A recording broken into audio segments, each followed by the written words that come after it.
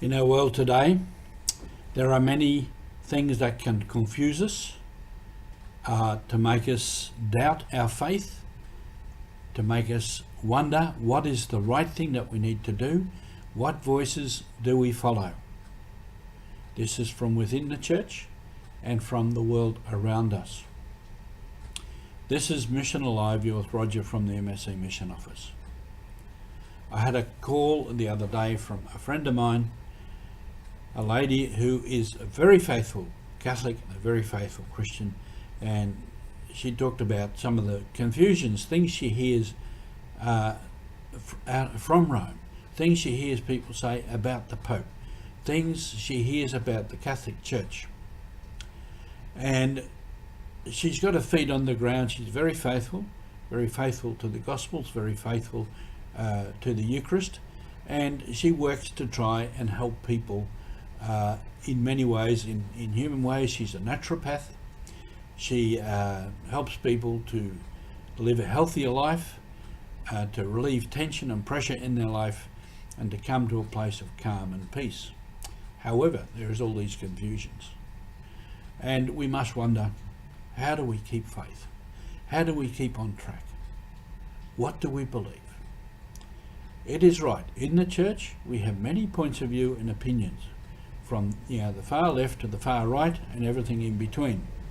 And people accuse the Pope of doing the wrong thing, of denying Jesus, of denying the church. Well, that is completely and absolutely wrong. Pope Francis, a very faithful man, a very faithful person, a very faithful priest and Pope.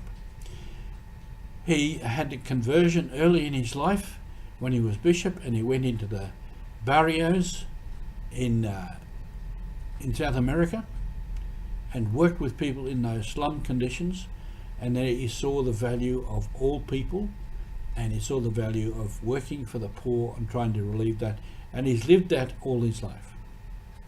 When he was Archbishop of Buenos Aires and Cardinal, he lived out in the suburbs in a little flat on his own, cooked for himself, looked after himself, and travelled every day by train into town to do his work. A simple man. He and Pope Benedict before him emphasised the need for renewal in the church, to make the church new again, to make the church more relevant to the world in which we live. And they said renewal of our own faith, and principally our faith in the person of Jesus Christ. And this is what it's all about. And this is what Francis is trying to do, is to bring us back to a greater, basic, firm faith in the person of Jesus and what Jesus taught us. And that comes down to love of everyone, respect for people, honouring people in whoever they are.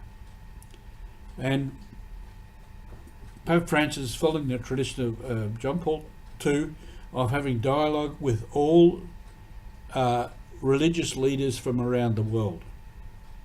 This is not undermining our faith.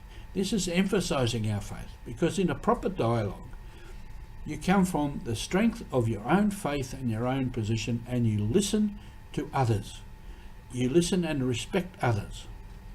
And this is what Pope Francis is trying to do with all church leaders, all leaders of religious faiths around the world, because we all have some part of the truth. We all have some way of going to God, of going to something higher. And to dialogue with people is not to lessen what we believe. It's to affirm what we believe. Because we can dialogue with people because we are firm in our faith. And this is important. So as we go forward in this confusing world, with many voices, many opinions, many ideas, and many things, and we know more now because of the media, because of this medium that I am using now, television, news, radio.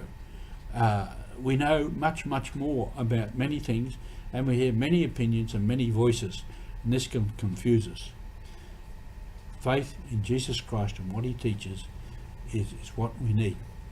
And from there we live it out, not just to believe it in our heads or in our hearts, but to live it out in action every day. Love of others, respect for others, respect for the dignity, freedom of others, and to bring about peace and justice. This is our mission in life. Thank you.